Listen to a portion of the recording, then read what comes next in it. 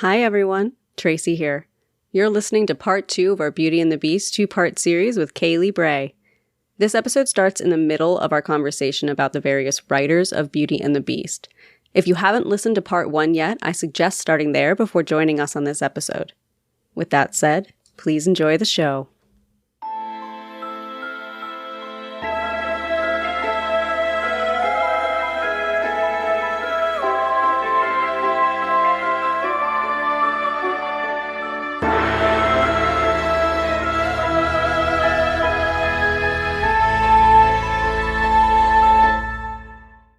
I pulled a lot from this book called From the Beast to the Blonde, and she has this very funny quote. When men get a hold of the tale, they often introduce a special pleading on behalf of themselves. Oh, that is such a good way to put it. Or it's like, but I'm good, and I promise if you just get to know me. Yes. And there's a lot of elements to the film that, when looked, it's an incredibly male gaze film. Despite it's beauty and delicacy. Mm-hmm. Marina Warner, who's the author of that book, goes on to say, look, Cocteau was really focused on the woman as a muse because of his surrealism style, and so he was leaning really heavily on the Baudelaire's concept of the impassive feminine, mm-hmm. the marble statue that you put on a pedestal that is your window to genius. And so she's just this beautiful vehicle through which men can be creative and attain greatness. Yeah. And they just sit over there and be pretty and inspire men, and that's it. Mm-hmm. So again, there's no agency, there's no personality, there's no humanity to these women. And in his in his film, La Belle et la Bête, the Beast doesn't have to change at all. It's all on her. She has to see beyond the surface. He is already and always has been a really good, decent person.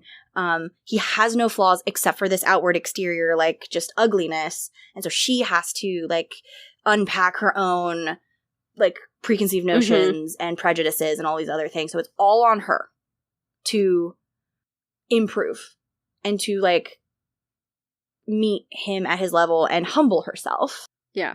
And so this element in that film and in a lot of stories that either male authors or filmmakers or even just editors, when they're abridging or adapting or translating these stories, get a hold of, where it's and they're speaking to other men in it, where it's hey, it soothes the wounds of rejection. She's short-sighted, she's shallow, she's not really it has nothing to do with you. She, if she really took the time. Uh-huh.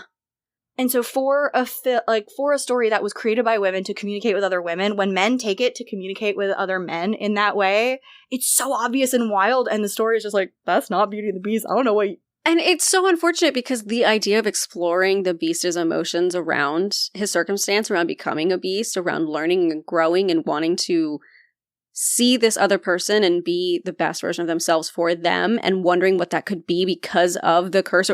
There's so much to explore there that is so interesting and complex and emotional. Yeah.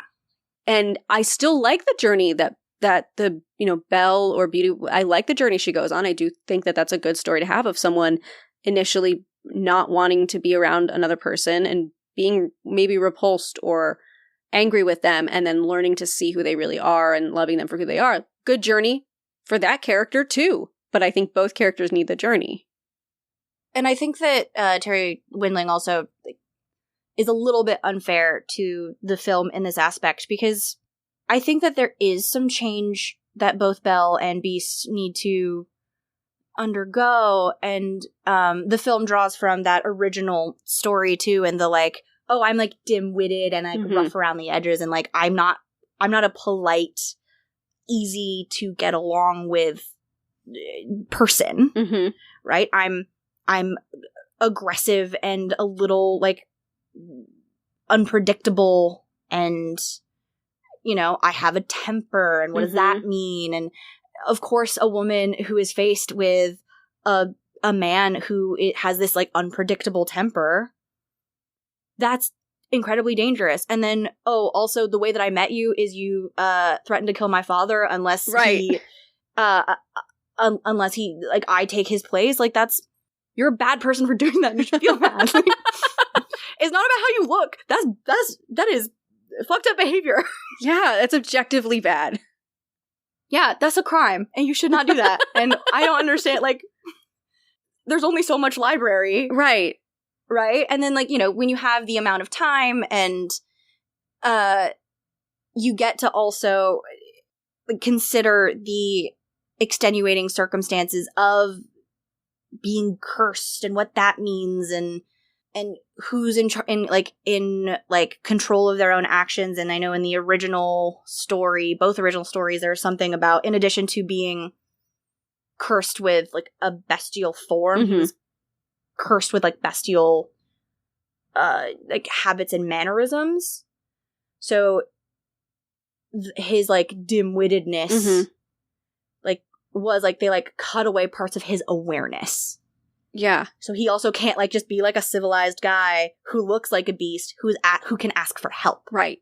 He's, like, been cursed to follow these baser instincts, quote unquote, until someone reminds him or exposes him to different kinds of ways to behave because he didn't know them before. It does savor strongly of I can be the one to fix him energy, and the epidemic we're seeing people talking about a lot more nowadays in heterosexual relationships of, you know, the women being in marriages where they're just parenting men. And I just feel like it's the wrong takeaway from especially stories like this, because, like, hey, and then we go back to context, right? We go back to, like, that femme-centered, environment-centered, context-focused style of communication. There was a time where women were taught, I can fix him, because there was no alternative. Mm-hmm. And it was consistently criticized by the women who were writing these stories, and then the men who got a hold of those stories took that part out. Like, that's not important. They read something that maybe even made them uncomfy. Like, it wasn't even, like, direct, but they, like, could feel that there was, like, something being, like, implied. And so it would be a little bit changed. And that's where you get the, like, civilizing, domesticating, purifying presence of the virgin wife in the animal as bridegroom. Like, that doesn't come from other women in the same way. Like, it'll come from other women in a satirical or critical way. Mm-hmm. But it's not celebrated by women in the way that it's celebrated by the male authors and editors. Oh, yeah, for sure. And that's how you can always tell. Which is wild to me. And going more into that, like, animal as bridegroom and talking a little bit more about Madame d'Aulnoy, who was Perrault's, like, contemporary. Mm-hmm. They probably, like, knew each other. But she was a little bit more separate from the court, so she was also allowed to be a little bit spicier. Ooh, yeah. And more critical until she wasn't. So in the time of the fairy tales being created, like, the genre of fairy tale being created, there was a collection of books where there was a collection of tales that was bound and, like, distributed, and it was primarily women who were the authors. And, like, a bunch of them ended up getting exiled. Oh, no! And at least 2 have, like, alleged relationships with spies or, like, espionage somehow. And, like, I don't understand the crossover, but I find it so fascinating. I want to do more research about it because, I, like, you know, if I had a nickel... What a weird crossover. I don't know why. I mean, I guess I get it, but it's weird that it happened at least twice, but possibly more than twice. And I think Madame d'Aulnoy has ties to espionage, potentially alleged ties. We don't know. Again, like, her life kind of reads like a Pulp Fiction novel. Right. And I think the other one's name was, like, Madame de la Force, I think, was another one who potentially had ties to... I mean, maybe there's something about being a writer and, you know, someone vocalist about sharing women's stories that then makes you the kind of bold that also engages in espionage? It might be. Maybe it was also Beaumont. I don't remember. No, it couldn't have been Beaumont. It might have been maybe de Villeneuve. I'll have to, that one, I can't exactly remember which one, but there were at least two, which I find wild. There's someone who, like, had a relationship with a spy. Yeah. So, Madame d'Aulnoy, is considered to be one, like, the mother of fairy tales, like, that's Mother Goose, y'all. But also, she was one of the first people to draw inspiration from the Cupid Psyche story. Mm-hmm. And then her stories, she has one that's the most Beauty and the Beast. She wrote a ton of Animal as Bridegroom tales. But she has one that's the closest to Beauty and the Beast called The Ram. Okay. And then she has another one that's a more direct retelling of the Cupid and Psyche story. And The Ram has a really unhappy, messy ending. And then The Green Serpent, which is her retelling of the Cupid Psyche story, is a little bit long and convoluted. And, like, it convoluted in the way, like, you can see the style. You know that Villeneuve read The Green Serpent before she wrote Beauty and the Beast. Because all of those tropes exist there in a really specific way. Where, like, she's calling back to tales that she would have been told and shared on her own in the salons. And that's where I go back to that, like, referential form of communication where we're constantly referring to something that's, like, common knowledge in, like, in a community, in a fandom, right? Yeah. That to anyone outside of that, like, community is completely incomprehensible. Yeah. Oh, now I really wish I could go back to those salons and understand what was just the average story of the day. What was being told? What were the tropes? What were the conversations? What were the inside jokes? What were the little nuances that we just don't have anymore? We do. It's the fairy tales. Those exist in the fairy tales. You can see them. Because also, if you can read the two, like, multiple contemporaries, they're talking to each other. Oh, that's so cool. In these collections of books. Like, you can see someone being like, okay, I'm going to pull that. And, like, the men did this too. Like, a lot of playwrights and, like, you know, Oscar Wilde and, like, and people like that, they would do something kind of similar. But it was less collaborative in a community thing. And it was then, like, it's more competitive, right? In that sphere, that was what was encouraged. As opposed to the, like, the collaborative way that women were taught to communicate. And then there was, like, competitions and rivalries and stuff too, obviously. Like, that's human nature, and also women, being a woman in the patriarchy is a whole thing.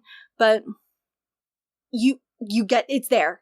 It's written down. You can see it. It's so cool. It's so cool.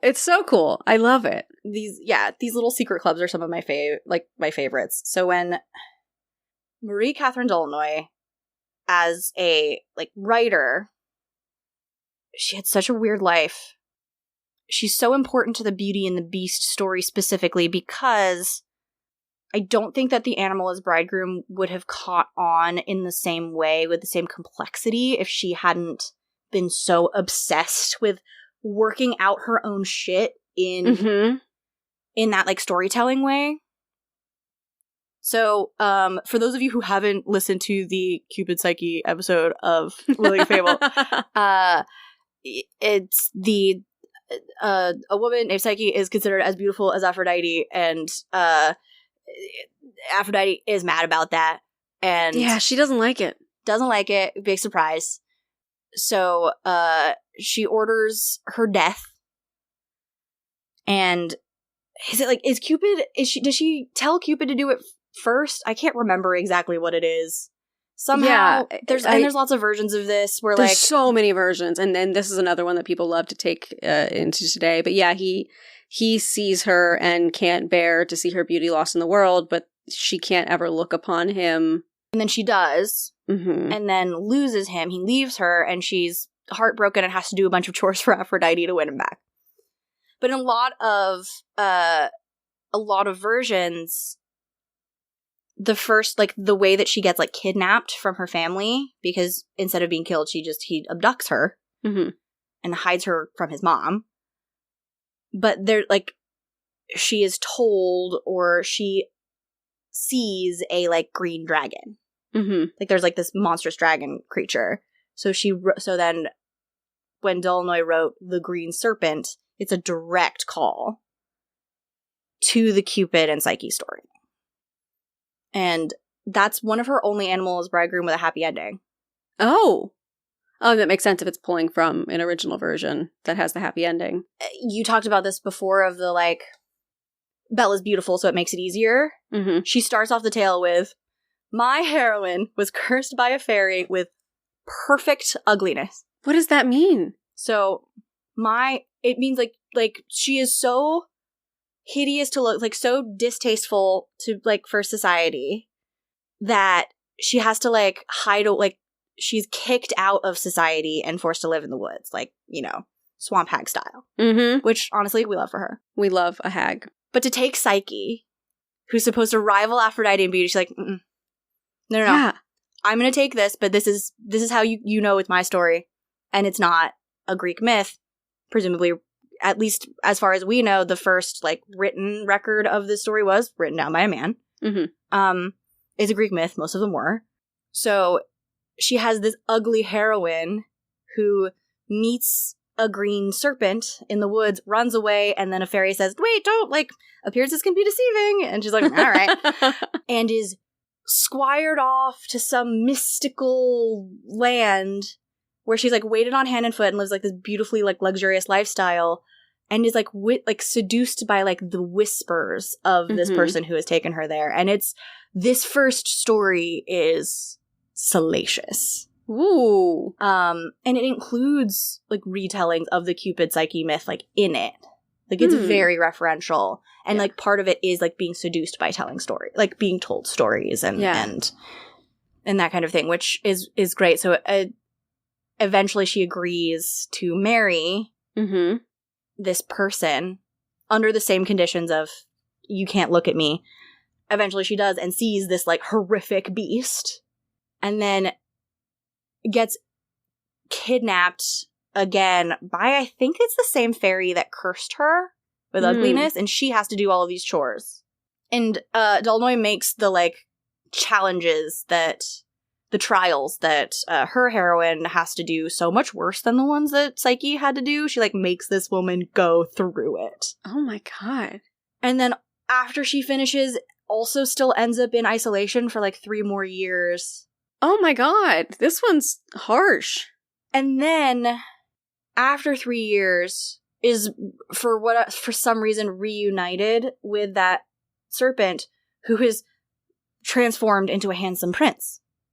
Does she ever get transformed into like a beautiful princess? She does, but only after he agrees to take her as she is. Oh, where did this version go? I like this version. It's so interesting because I think I think the story is that they were cursed by the same fairy. There are things like, it's like, there's so many different versions and translations, so some things kind of get lost in the shuffle of like the fairy, and it's like, okay, how many fairies are there? It's hard to tell sometimes. There's always at least a good one and a bad one. Yeah.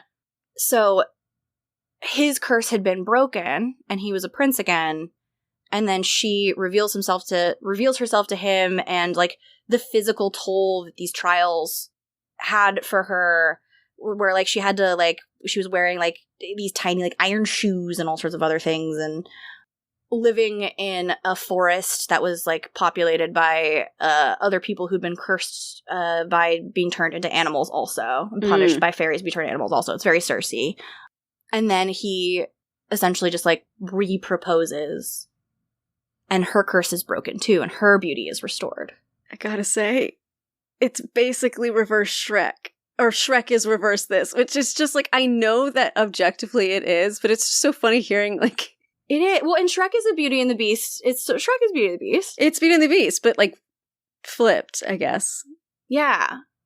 So is Penelope. I loved that movie. Yeah, that's just a gender reversed Beauty and the Beast retelling. Yeah. So, and that one's so important to that. It's the only way that I think that Madame Dolnoy would be comfortable writing a story with a happy ending, because of how important it was for the eventual happy quote unquote couple to be on equal footing when they were married.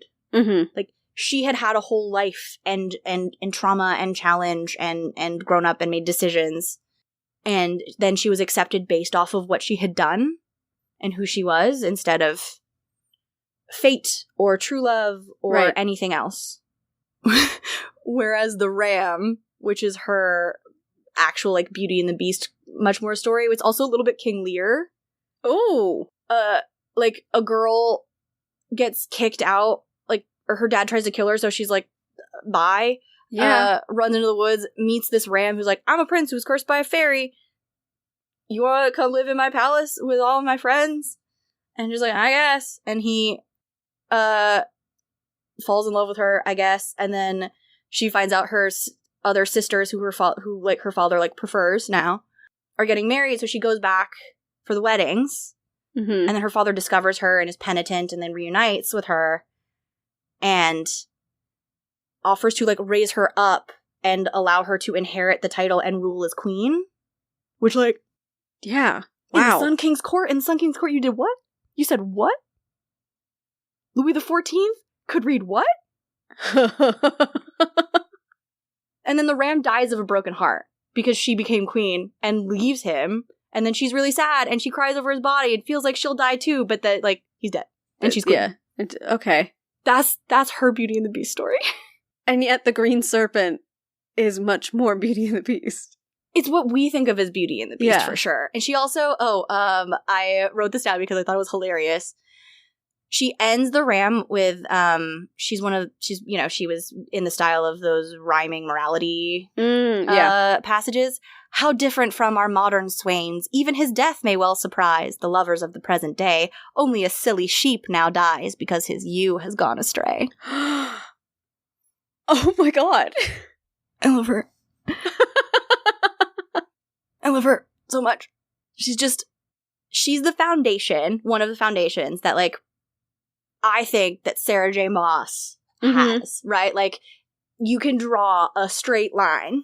Oh, with Sharpie, it's so clear. To our Beauty and the Beast retellings today, where we are, like, kind of reclaiming the idea of this animal as bridegroom story is outside of a Disney-fied version of it, because was obsessed with this kind of story because she was married at, like, 15 or 16 to a man who was, like, 30 years probably her senior. Potentially kidnapped to have that marriage, like, from the convent where she was receiving an education. Because oh my god.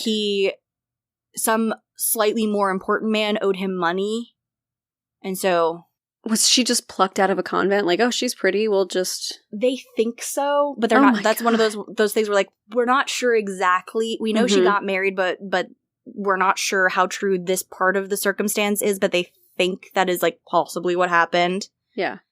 But then, 3 years later, she and her mom, allegedly, conspired with their lovers to accuse the Baron, so Dolnoy's husband, of high treason. They said he had publicly cursed the taxes being levied by the Sun King in public. Which, like, like, that's how you lose your head, right? Yeah. And he was imprisoned in the Bastille for 3 years, which is on record. The Bastille archives support this. And then he convinced them that it was a lie somehow. And brought retaliatory charges against his wife and his mother-in-law. Oh my god. And their lovers. And their lovers were caught and tortured and confessed and, like, blamed Dolnoy and her mother. Oh my god. And that's, again, on record. Like, this is why I was like, she had a wild life. And, like, the parts that we know for sure is unbelievable. And so, her mom was, like, she fled to England. And that's where things get a little bit sketchy for Madame Dolnoy, because they're like, well, accounts say that when, like, officers came to wherever she was for, like, an early morning summons, she jumped out a window and ran to the church and, like, hid under a pew, and then somehow made it to Europe. Like, they think maybe Holland, maybe somewhere, but they're not sure, because a lot of people think that she for quite some time with her mother were spying for France in like Holland and other places around Europe. Right. But they don't know. The only reason that they think that it's probably true is because she was allowed back to France in like 1685, and there's only a couple of reasons. And they didn't really say why, so like, well, maybe she made some kind of deal. Yeah. But like in 1685, she started receiving visitors and having one of like the leading salons of society.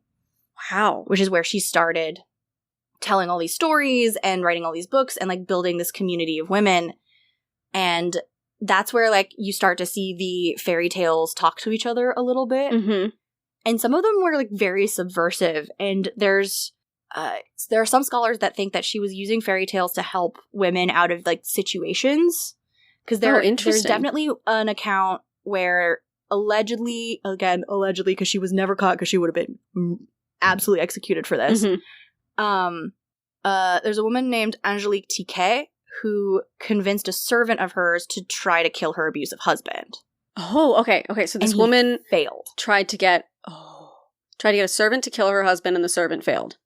But most people think that D'Aulnoy was help set it all up for her. Oh my god. And amazing. some of the exchanges were happening in like that's so cool. Tales and in these salons. That it was never explicitly planned. It was all talked around and everybody knew what everyone was talking about.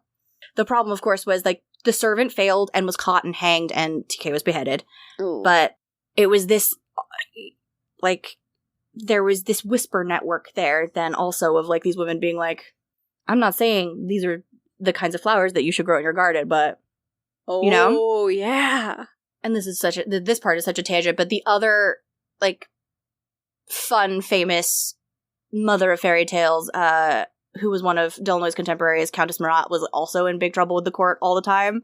And you'll just love her because she's I'm just telling you about her because you'll love her. She was just one of those people who really didn't pull punches and was a little bit more associated with the court than D'Aulnoy was. So when she wrote this like very salacious, spicy tale about the character was like almost exactly the king's mistress who had this like reputation of like real piousness and stuff. They were like, hi, you're being charged with depravity and you gotta go. And she resisted for a while. She's like, I'm not gonna leave. You can't make me. And then her family had her declared mentally unfit and she was sent off to the country somewhere to be like institutionalized. Yeah. But she was also apparently still living her best life. Like she was charged with, and again, they don't really know how much of this was true, but it was like blasphemy and like lesbianism. We're like, I hope so. Good for her. Yeah. But the whole time she was like exiled, she would wear a like Red Riding Hood to church. Big no. And like constantly yell about living for pleasure. And then constantly wrote tales that were really like real like acidic, bitter social commentary. I love her. She's amazing.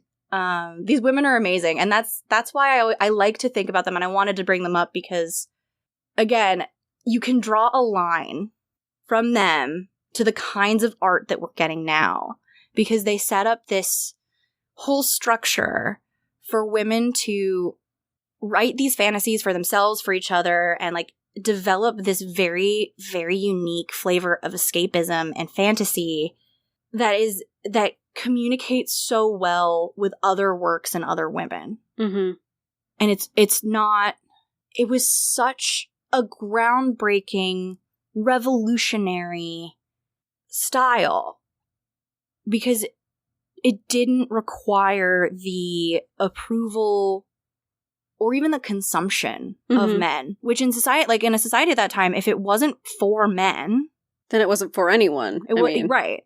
So when these women are like, no, this is for us, and we're going to manipulate the circumstances that exist around the limitations that we have. This like very like, Warner called it a privileged powerlessness, which I think is really like an interesting way to think about it. Cause like you have everything you want. You just can't want anything. Yeah. Wow. That's a really good term for it. Privileged powerlessness. Were the working class and the peasant class having harder lives. I mean, yeah. Yeah. Yeah, they also had a whole revolution about that, but like A few heads started rolling.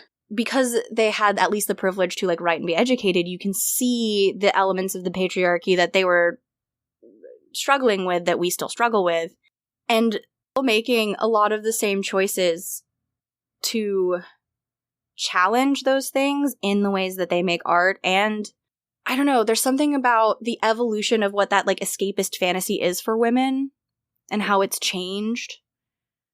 Because I feel like there are a lot more happy, like we want happy endings again. And maybe that's just me. I know I do. It's something that Rowan and I talk about all the time because I always want a happy ending. I like to really live in the stories. And for me, I don't mind. I love angst in stories. I love when it gets like really tough and there's low moments, but I want it to end on a happy note because that's what I want to end kind of living in and having hope, because I think all day, every day, all the time about sad things and anxiety. And so when I escape, I want it to be an escape into something that makes me feel better.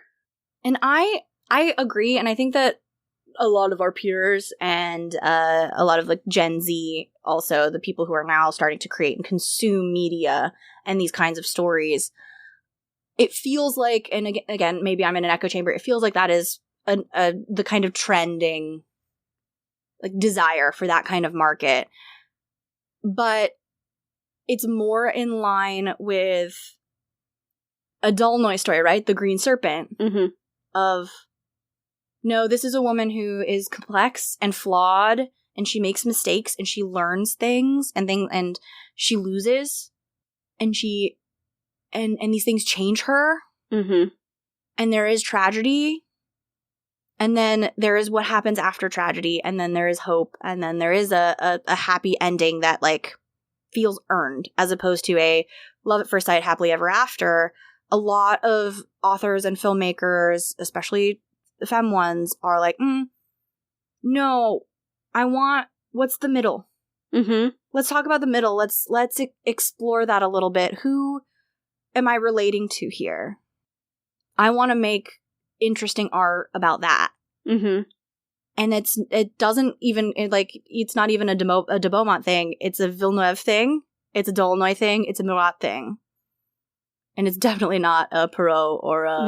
No, that middle part is not as exciting, which I think it is. That's what I talked about. I love that character dynamic and that growth and how they both go on different journeys, but they couldn't go on that journey without each other. To me, that is what makes a really interesting love story. I agree. And it is that, like, okay, I enjoy the two flawed people growing together who, like, again, it's like, I don't know how I feel all the time about, like, two specific people only needing each other and what that is. Yeah. And you know, I gotta be in a mood for that. But having two characters, like, grow at the same time and grow apart and come back together and feel organic and real and achievable and relatable is also really interesting, even in, like, a fantasy setting. And that level of escapism of knowing that, being comfortable in, if I'm sitting down to read a Harlequin romance, there's a structure to it. I know it. I'm comfortable within it. That predictability is not a problem for me. I completely agree. Yeah, it's why I reach for the same books over and over again. It's why I love... That's why there's a whole subgenre of Regency romance. It's the same, like, 4 stories over and over again, but I've got a stack of them. And that's... Going back to, like, fairy tales and the way that they're classified, there's a whole classification system for fairy tales. There is, yeah. And that's, come under criticism because it doesn't necessarily allow for anything east of, like, Germany. Yeah. Or south of Italy. But that's pretty much the range. Although there is work being done to make it a little bit more actually, like, universal and inclusive.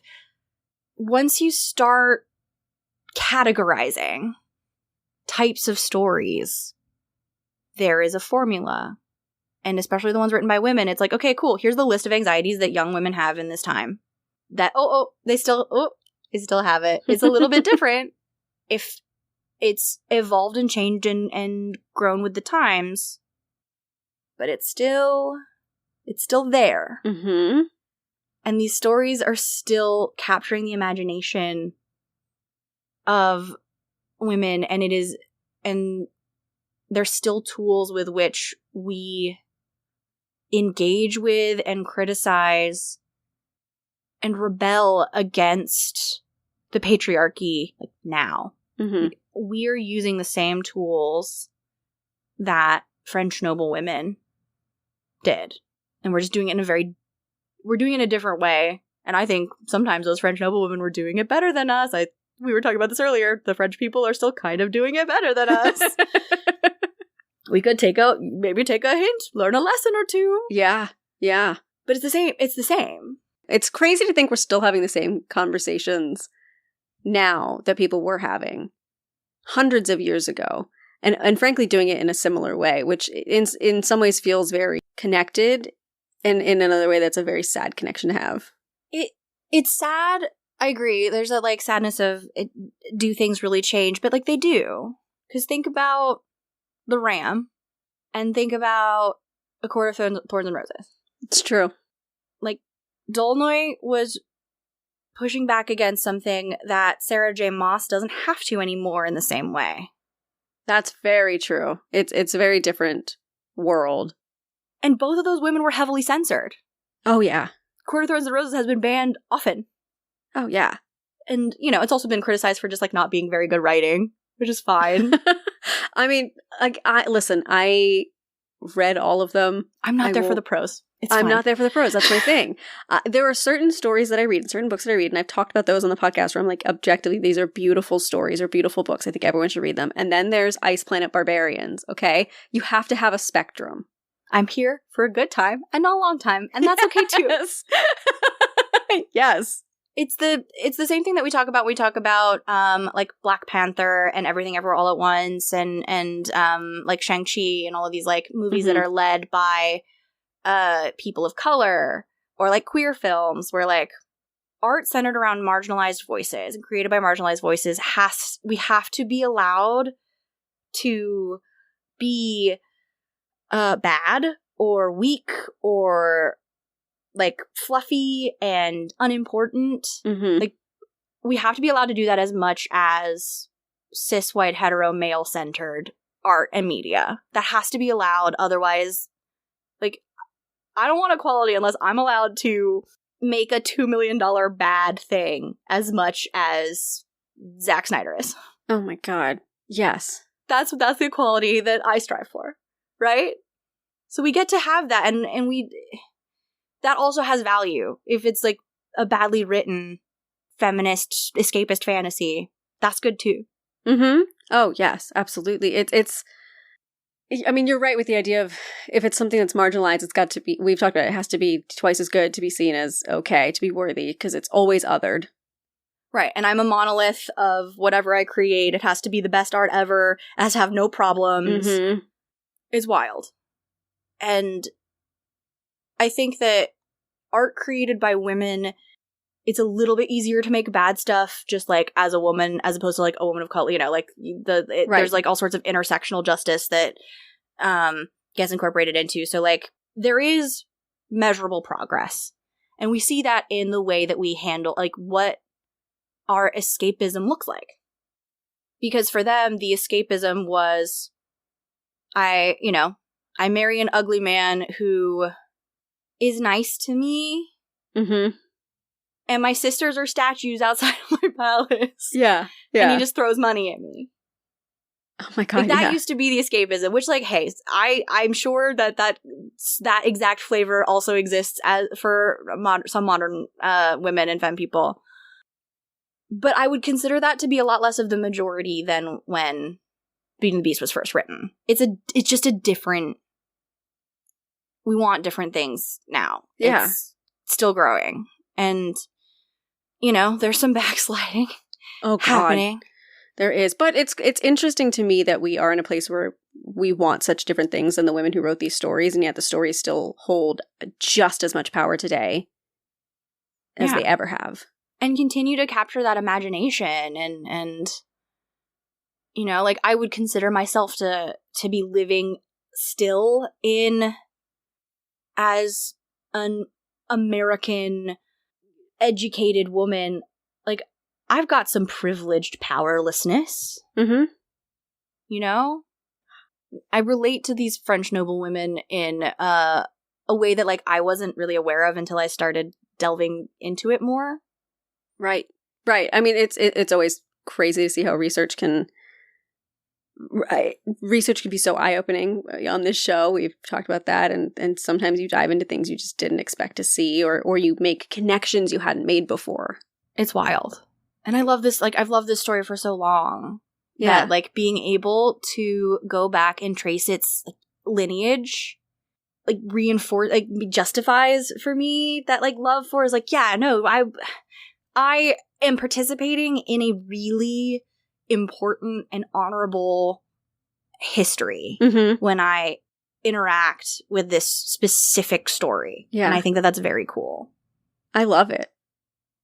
I think it's really special, and it's something that I had no idea. I just haven't done a ton of research on Beauty and the Beast, so figured it was like, oh, it was probably written by Perrault or, you know, the classic fairy tale guys.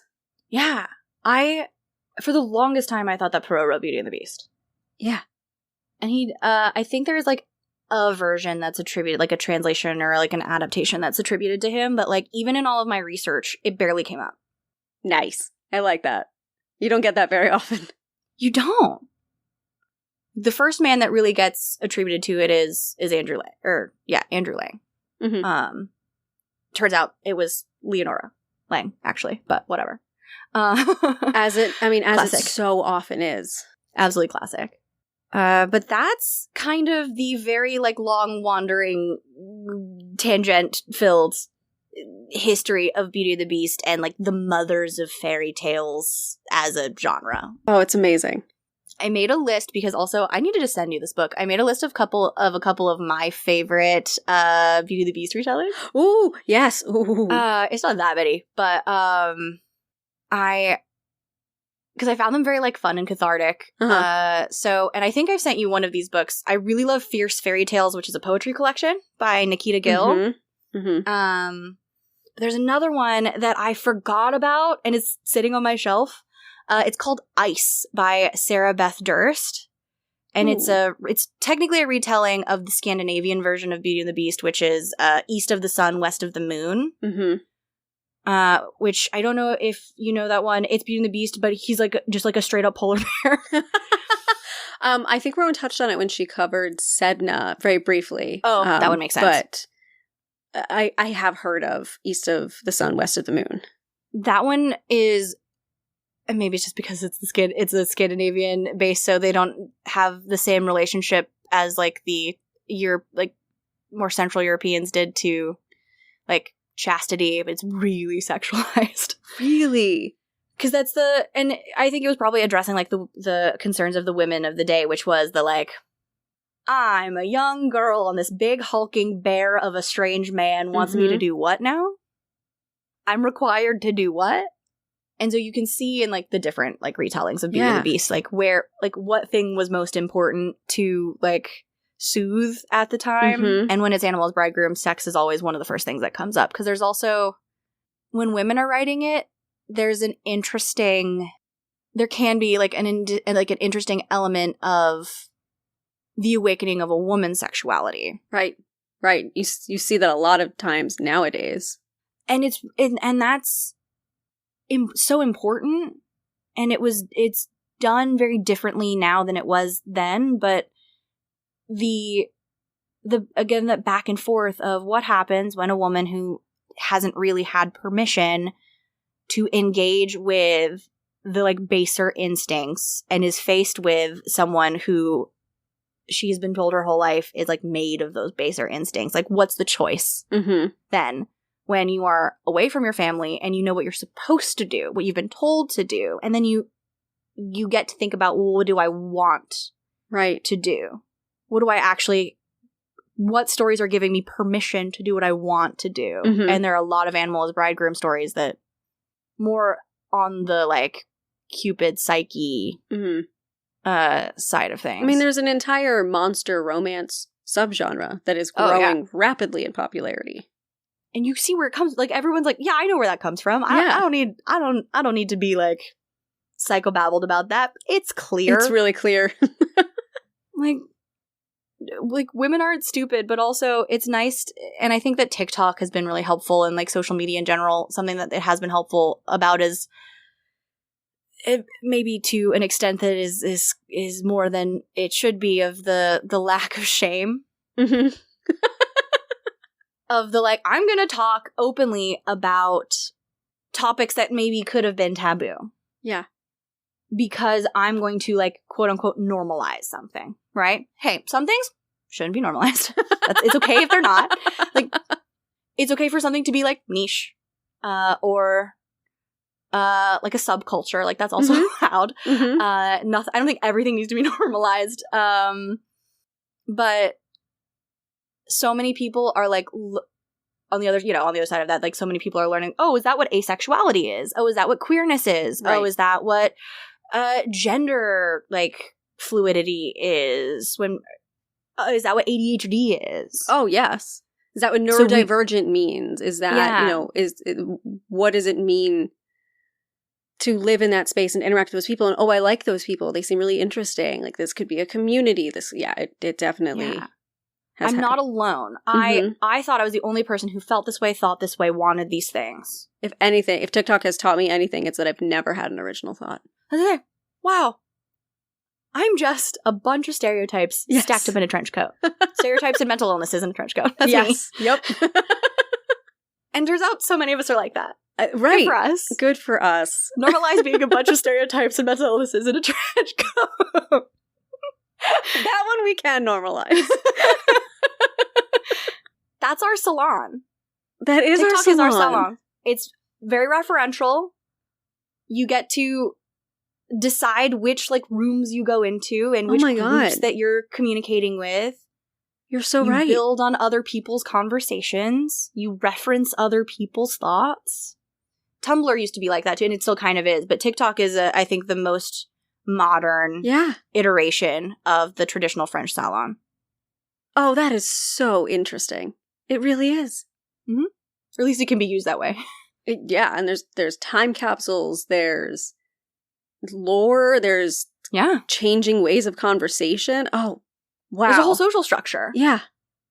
That's brought into, once it, like, exists in the meat space, right? And then usually femme or marginalized people who are using TikTok, like, there are hand signals and phrases and, like, little keywords that you can say that you can have a conversation around somebody who isn't speaking that same language. Absolutely.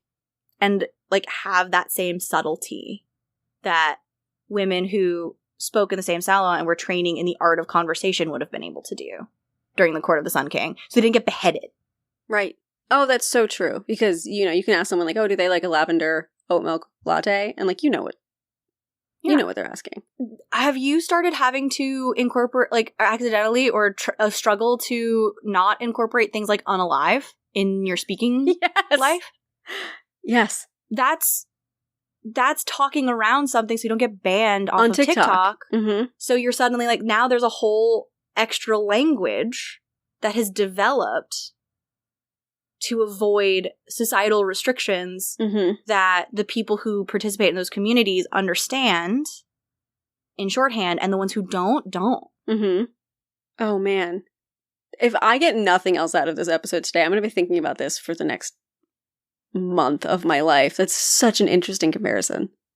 I love thinking about the ways that people communicate, and I especially love thinking about the ways that women communicate, because of how often it's, like, ridiculed by society. Mm-hmm.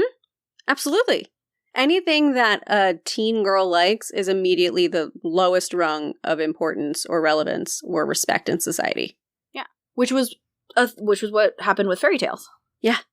Which is also why there's this whole thing around the Barbie movie coming out. Yeah. I cannot wait for the Barbie movie to come out. I'm so excited. I've somehow managed to, I haven't seen any, like, trailers or anything except for the first one. I'm going in, like, pretty like, clean slate. Mhm. I can't wait. I'm in the same boat. Because I at this point don't own anything pink. Kailey and you and I are the same. We all it's jewel tones and black and neutrals. Yeah, I don't have anything pink either. I bought a t-shirt that has Barbarian in the Barbie font. Oh it was my supposed to be God. written in pink, and then I bought the shirt and it came and it was more red than pink. So I'm like, I still don't have anything pink, but close enough. My sister put aside an outfit for me for when we go see the Barbie movie, because all of us, we've already agreed ahead of time, we are all dressing up. We're going full out for the Barbie movie. Yeah, and that is such a woman thing. That is such a femme. I think it's probably like a femme and queer culture thing that I've just seen online, that people are just, the Barbie movie is everything. I can't wait. I'm so excited. I'm so excited. I think, I'm really curious, but I think that's going to feel like the next stage in feminine, like, escapist fantasies that are mostly social critique. Mm-hmm. I think it's Greta Gerwig, right? So I'm like, okay. Yeah. This one's gonna have hands. I can't wait. This one's gonna have teeth. So excited. Yeah. Very excited too. Oh my God, I wrote a story. Yeah. Oh, yes. I forgot. The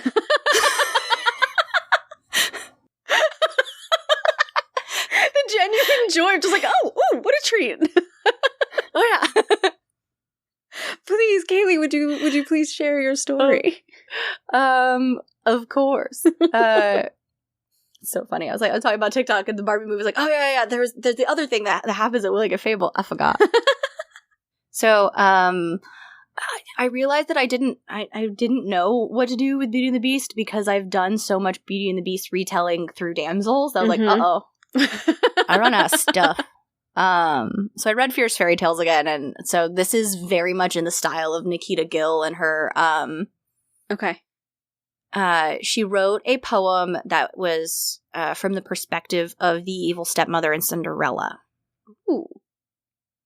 And, I was very inspired, and it'd been so long since I read the original tale, I forgot about Beauty's older sisters in it.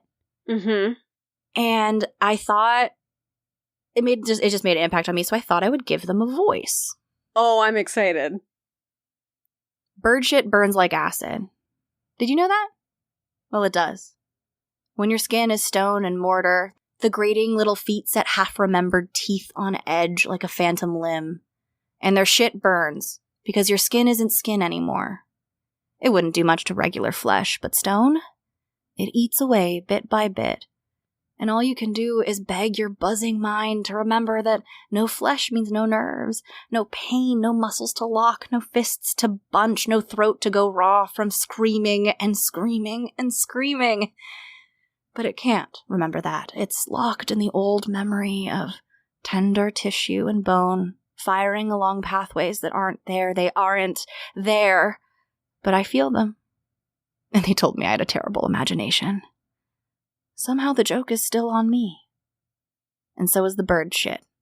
She does her best to scrape it away, once a week like clockwork, in her posh little work gloves with her shiny little tools. Never a trace of resentment or even satisfaction on her face. Just the same gentle, loving expression. Sickening. If she knew it hurt, I'm sure her little heart would break, and she'd set up some kind of something to keep them off of us. I'm assuming my sister is in the same predicament. I'll never know.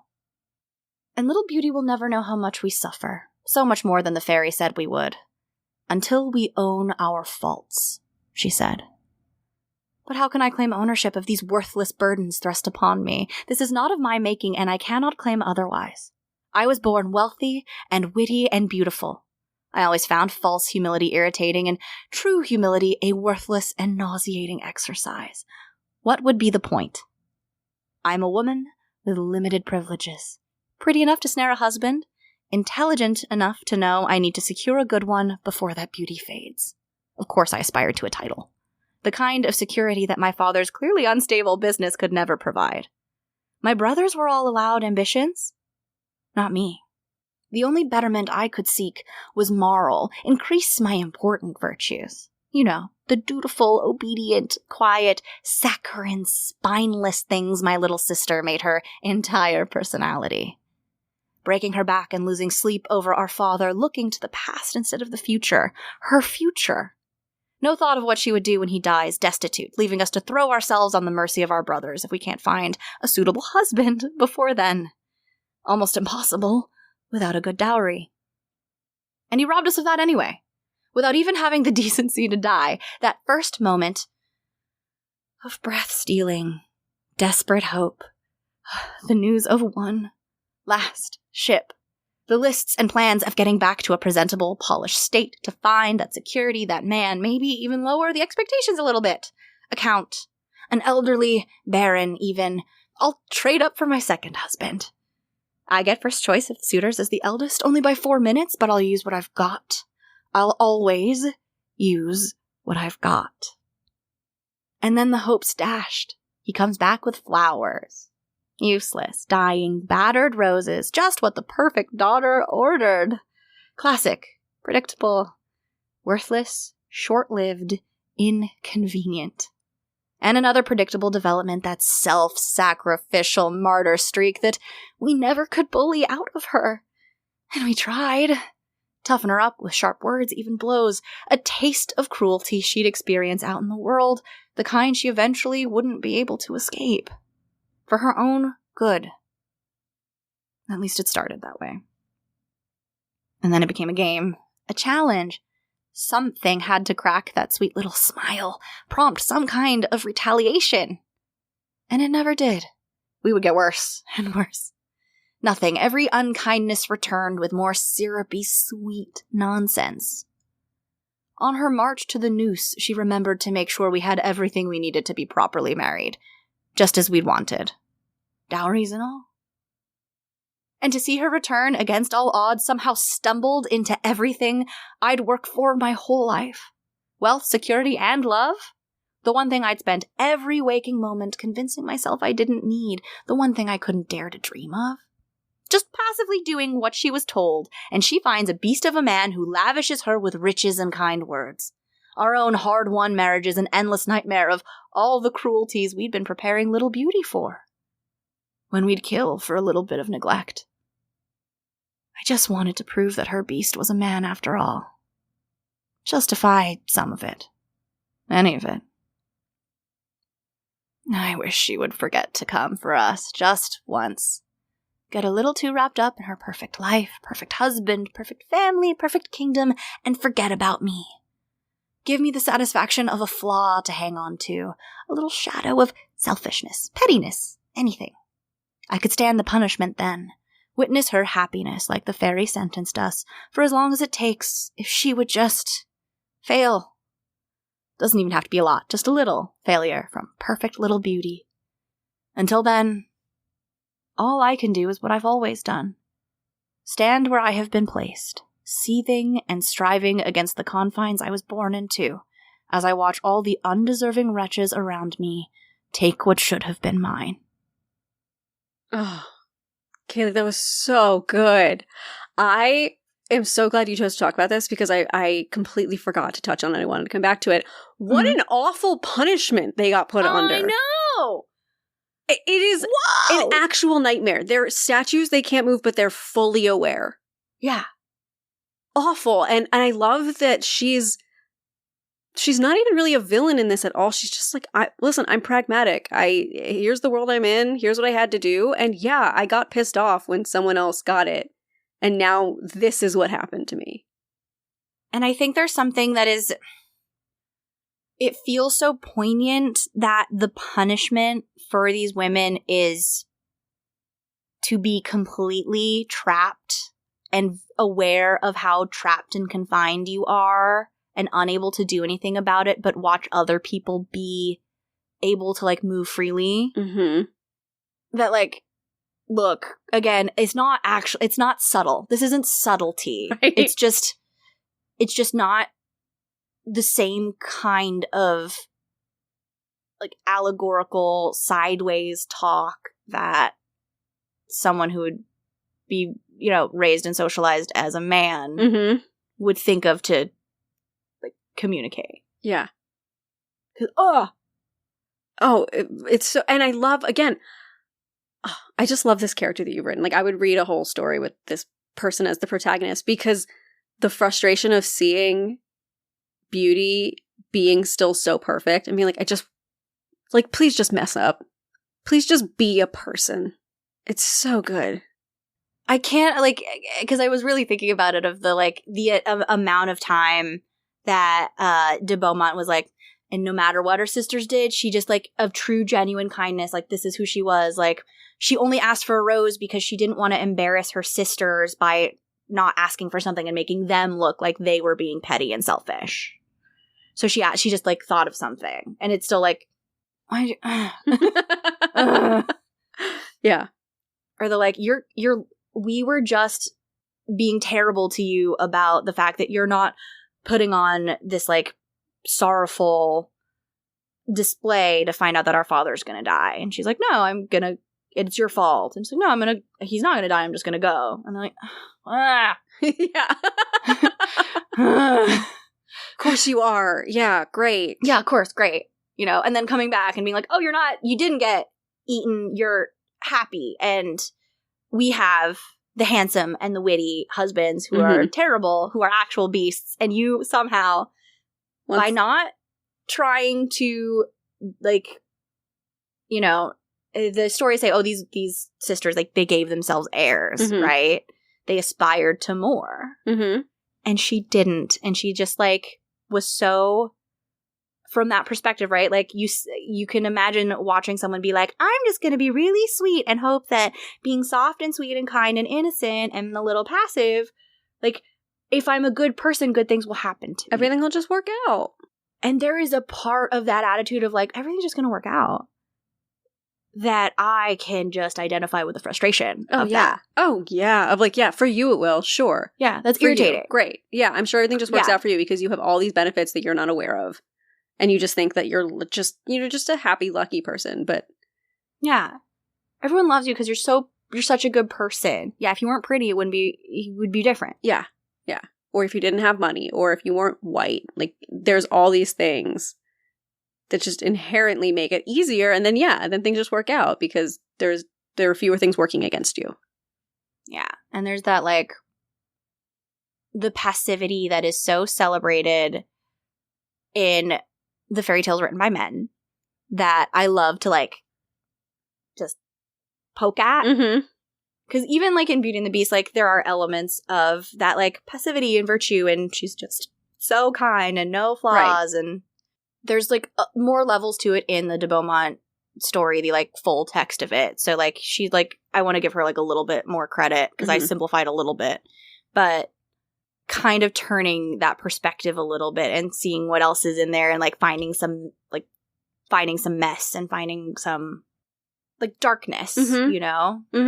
Some flaws. Some, like, because, yeah, they're not villains, but I know, like, I've met women like that, right? Who are like, this is for your own good. And I'm like, I'm bullying you because someone else is going to be mean to you. Like, I'm just making this hard for you because you might as well learn sometime. Yeah. I did it. So now you have to suffer too, like I suffer. Yeah. I was like, you know, it's not a villain, not a good person. Yeah. Oh, yeah. Yeah. And I like the ambiguity of it. That is where things get interesting. And we're so much more comfortable now, much more than even we were. Like, we started with that, like, complex moral ambiguity, heroines and stories and, like, messy endings, and nothing is, like, tied up and clean and satisfying. And then we went through a period of where that was not what the men thought people wanted, and also like a lot of women were like, they're looking for something else. And now we're back there, I think, calling back to those origins of, okay, like, let's talk about what personal growth really is. Like, let's talk about complexity. Let's talk about moral ambiguity, and what does catharsis look like when we also get a satisfying ending? Like, can catharsis and optimism exist in the same stories at the same time? What does that look like? And that's, I think, where we are now in that, like, escapist fantasy. Yeah, I think that's a great way to put it. Because we still want the escape, but you still want to feel the feelings in a safe place. And for me, at least, I like the trend of you want to feel those feelings and then you still get the happy ending. Right? Like, you feel like you've earned it. And that's also, like, a really millennial mindset that especially a lot of femme millennials have, of the need to earn any kind of positive emotion. Mm-hmm. Yeah. Yes.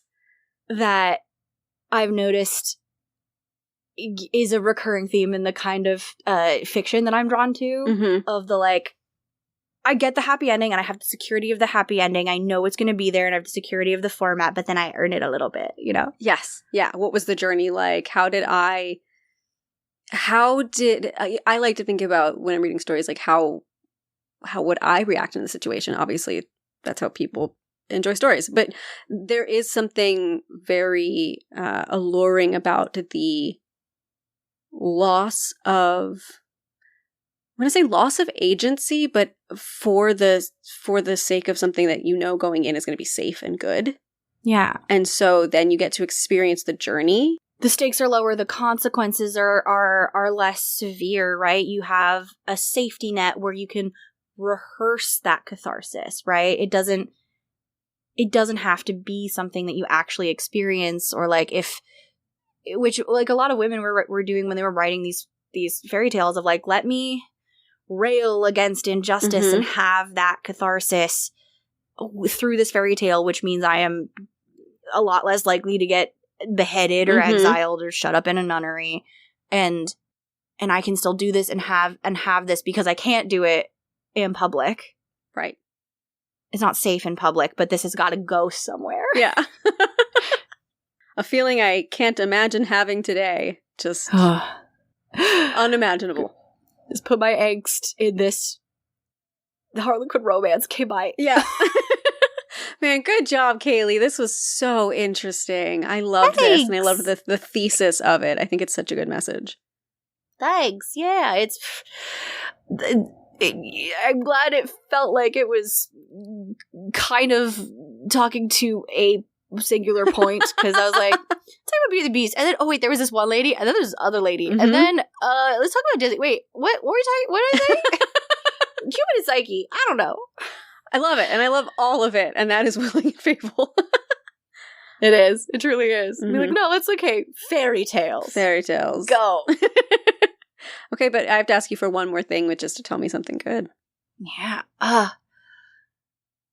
think, and I said this earlier, so I don't know if it counts, but it can count. I got to make that chamomile infused honey. Yes, yum. With like fresh chamomile flowers from the farmer's market. Incredible. And then I'm just mixing it with like lemonade, and I'm mixing it with everything. Oh, and I would too.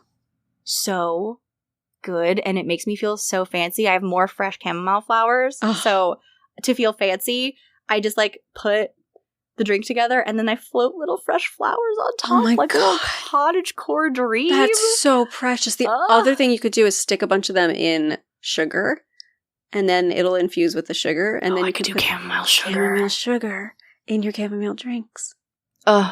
That's amazing. That's so fun. I love that kind of stuff. I just get to make a lot of little farmer's market potions that are also delicious, and that's my something good. It's going to be such a good summer for that. I love it. Amazing. That is a delightful something good. Tracy, tell me something good. My something good is I recently found this new cafe by me, and by I recently found, I mean my friend and my sister found and then dragged me over too, but I went to it for the first time, and it's this super cute cafe. It's a cafe and florist, so they have fresh flowers that you can buy. You can make custom arrangements. They have dried flowers, they have pressed flowers. They have this room in the back that you can sit in with couches, but then they'll also teach classes about floral arranging. Amazing. And then it's just this amazing cafe with food and drinks, and it's so cute, and it's in this little walkable little town. Like, it has been delightful. My sister and I this morning took the dogs to the dog park, let them run around, get their energy out, and then we drove over to the town, walked over, because you can bring dogs in. Oh my God, a perfect place. It was amazing. I sat with the dogs outside because they were just a little overwhelmed by the people inside. So I sat with them both outside, and they did very good, but it was just so fun. It's just so cute to have this little cafe. A dream. Yeah. So that was my something good. And that is Beauty and the Beast. Kailey, you crushed it. Hey, thanks. And thank you all so much for joining us for this episode. And remember that stories grow with the telling. So if you like what we do, tell a friend. Or tell a foe. And we'll see you soon, okay?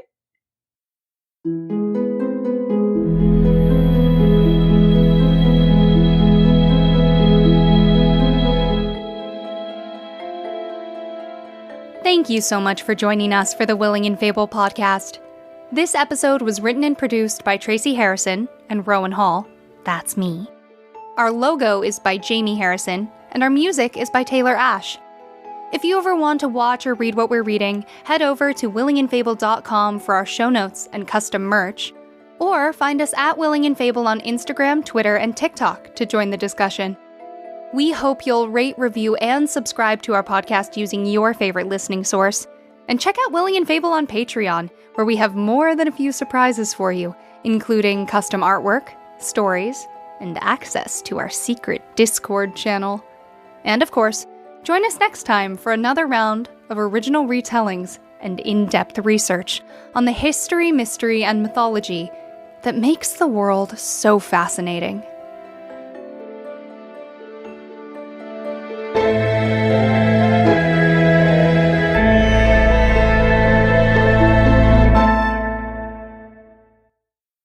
But the real journey was the friends we made along the way. Just the numbers that I could count to. So that's it, though. If you got further, I might have been stuck.